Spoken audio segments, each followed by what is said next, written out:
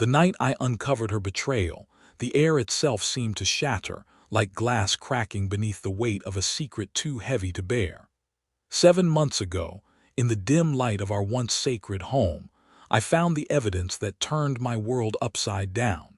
The woman I loved, the mother of my children, my closest companion, had crossed a line I never imagined she would. In that moment, everything I believed about us, about love itself, was cast into darkness. But from that devastation, something unexpected began to stir within me. 7 months earlier, I was a man wrapped in blind trust and deep devotion.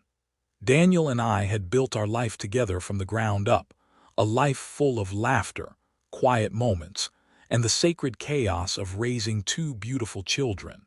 When Claire smiled at me across the breakfast table, I felt invincible.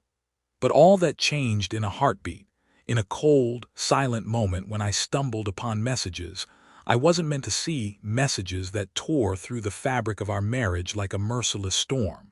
It was one of those ordinary evenings. Our kids were tucked in bed, and our home hummed with that rare peace that only a quiet night can bring. I wanted to believe the world was exactly as it seemed, perfect in its imperfection. But my phone buzzed with a text I shouldn't have read, a name I didn't know flashing on the screen, a name that would haunt me for the next 7 months. Claire was having an affair. The initial impact was like being hit by a freight train. Denial crashed into heartbreak, followed by waves of searing anger and a crushing sense of betrayal. How could she? How could the woman I trusted with my heart, the mother of my children, destroy what we had? I wanted answers, but more than that, some impossible hope that I was wrong, that somehow this was a mistake. But it wasn't. In the weeks that followed, I fell deeper into a dark abyss. I spiraled into a depression so profound that my days blurred into nights without distinction. I was a ghost in my own home, detached, silent, broken. Claire's indifference was a cold slap to my face. She didn't deny it, nor did she fight. She seemed trapped in a fog of detachment, uninterested in the man I once was or the family we once dreamed of. I kept my pain hidden behind a mask. There were nights I wanted to scream, to confront her, to tear down the walls between us. But I couldn't. Not yet. I was paralyzed by shock and fear. I was also terrified of the fallout, the destruction of our family, the ruin of my children's world. So I suffered in silence, my heart breaking a little more each day. As the months dragged on, the distance between us became a chasm. I began to withdraw, scaling back every interaction until I was merely existing in the same house, a man stripped of hope. The divorce papers sat visibly on the kitchen counter, a silent, unyielding testament to the end I was preparing for. One night, after putting the kids to bed, I gathered them around the living room. The conversation was one no parent wants to have, the one where you explain that sometimes love isn't enough and families change. Their innocent eyes, filled with confusion and fear, pierced me like knives. Claire was silent in the next room, her absence louder than any words she could have said. I could tell she knew, maybe for the first time, that the life we promised would never return. Just when I thought I was drowning in despair, life threw a curveball. I ran into Sophie. Sophie, the girl from my youth, the what-if I never chased. She was everything I remembered, vibrant, warm, and somehow familiar and new all at once. Our brief reunion sparked a flicker in my dying heart. When she asked me out, I was honest about my situation, about the storm I was weathering, about the finality I was preparing to face. Sophie's understanding kindness was a lifeline, and for the first time in months, I envisioned a future not chained to my past. That encounter gave me the courage I desperately needed. I sat Claire down, and in a voice steadier than I felt, I spoke my truth. I told her I knew about the affair. I told her I was done, that our marriage was over, that I was ready to move on. Her reaction shook me. Not anger or defiance, but a raw, guttural breakdown. A woman unraveling in front of me, beguiling me with pleas for forgiveness, promises to fix what she had shattered. I saw a flicker of the Claire I once loved, but it was too little, too late. I realized then that forgiveness was a bridge too far. The pain was too raw, too deep. The trust was irreparably broken. So here I am, moving forward alone but not broken. For my children, for the future, and for the man inside that refused to be crushed. I will tell the whole story, the heartbreak, the confrontation, the personal resurrection, the journey I am only just beginning. Because sometimes, the end of love is the beginning of something new. In the aftermath of the confrontation, the silence between Claire and me was deafening. The house we once filled with laughter and whispered dreams now seemed haunted by ghosts, memories shadowed by betrayal. Every room held its own ache, a stark reminder of the woman she was and the stranger she'd become. I tried to steal time with my children, to build a fortress of normalcy around them. Yet even their smiles masked their confusion and heartbreak. Emma, our eldest, had started to retreat into herself, her usual brightness dulled by questions she wasn't ready to ask. Max was younger, but his little heart seemed to echo the tension in the air. My role was clear now. I needed to be their anchor, the one thing steady in a world unraveling. Claire's brokenness was raw and visible. After the confrontation, she had moved in with her sister, who cautiously took on the role of protector and buffer. Their tight-knit bond was both a blessing and a curse. It forced Claire to face truths she had long evaded, but also shielded her from the full weight of what she had destroyed. But Claire's remorse, as deep as it seemed, opened a painful fissure in my heart. There was a woman I loved referring to the affair as a fleeting mistake, a moment of weakness. But could a mistake cause this much destruction? Or was this just who she truly was behind the mask I had loved? I wrestled with questions that offered no easy answers. How much of the woman I loved was trapped beneath layers of shame and guilt? Was there hope buried in the ruins or only desolation? One evening, over the soft hum of the night, I found myself scrolling through old photographs, snapshots of happiness frozen in time. Our wedding day, the kids' first steps, birthdays filled with laughter and candles. The contrast to today was almost cruel. I placed the phone down, overwhelmed by the bittersweet ache of lost love. Amidst the chaos, I took a step many might find hard to understand. I allowed myself to grieve for what could never be again. I grieved for the life ripped from us, for the image of Claire that was now a stranger. This grief was dark, deep, but necessary. In that space, an unexpected ally appeared, Sophie. Our connection slowly kindled into a quiet friendship, a safe harbor for my battered soul. She listened without judgment, offered counsel without pushing, and sparked faint embers of hope. Her story, too, was touched by loss. An engagement ended by tragedy, a hopeful heart tempered by pain. In her, I saw resilience and the courage to embrace life's messiness despite scars. Her presence was a reminder that even broken hearts could find a way to beat again. With Sophie, I dared to envision a future where past wounds no longer dictated my present. Yet, I was painfully aware of the fragility of this new beginning. The divorce was still pending, the legal and emotional battles far from over. Claire's occasional messages grew desperate and pleading. Her voice would break over the phone, promises spilling out like fragile lifelines. But I remained distant, carefully building boundaries to protect myself and my children. At times, I found myself haunted not just by Claire's betrayal, but by the guilt that seeped into my days and nights. Was I cruel for walking away? Had I failed as a husband, a father? These doubts, like shadows, threatened to consume me.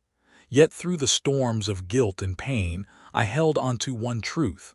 My children's well-being would always come first.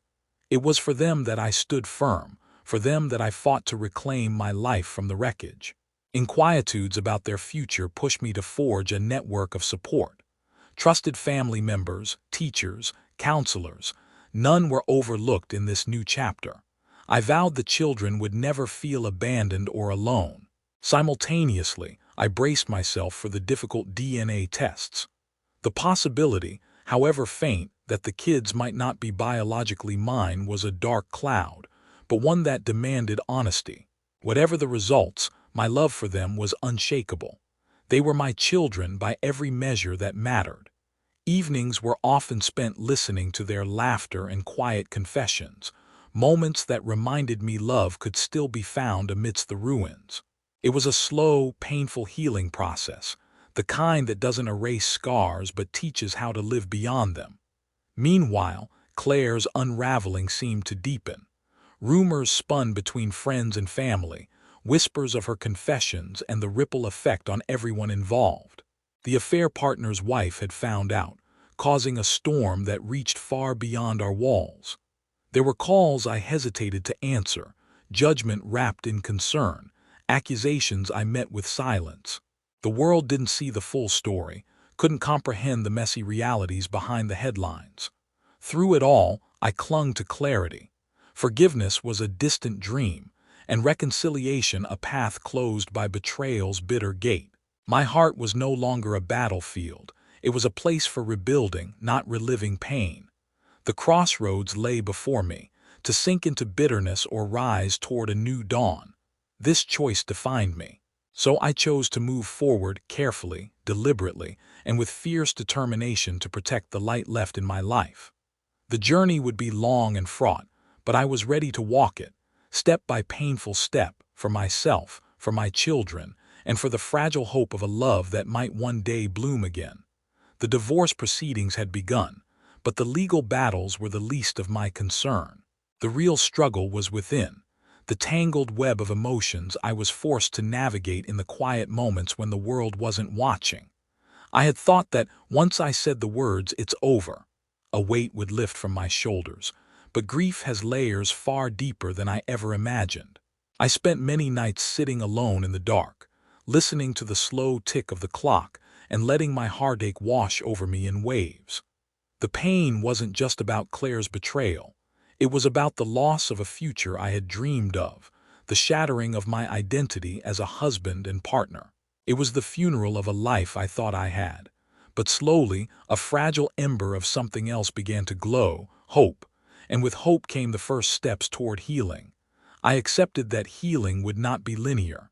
Some days I felt strong, others utterly broken.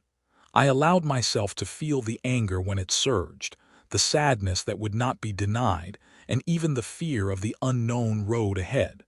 For the first time, I realized that to move forward, I had to face these emotions head-on, not bury them under layers of stoicism. Writing became my solace.